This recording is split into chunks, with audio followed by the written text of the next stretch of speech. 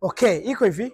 Kuna changamoto ambayo nowadays kutokana na mfumo wa maisha ulivyo imekuwa ikiwasumbua wanaume wengi. Hii changamoto inajulikana kama low sperm count.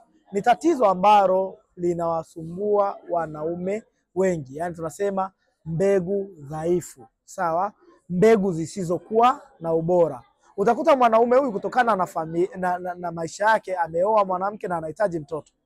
Ila ajui kwamba yeye anafikiri kushiriki tendo tu na akafika kileleni tayari ana uwezo wa kumpa mwanamke mimba. Ila kumbe la sha, haiwezekani kwa sababu mbegu zake hizo hazina mikia, hazina vichwa, kiwiliwili kimekaa vibovu au haina spidi kabisa au zinakufa kabla ya muda wake.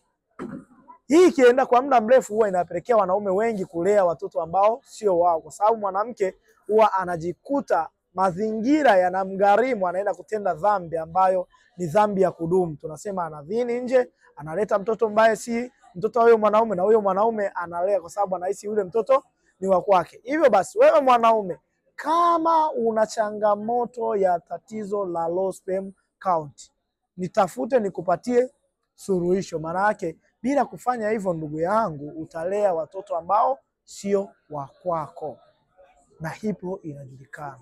Nipo kwa ajili ya kupatia tiba na ushauri.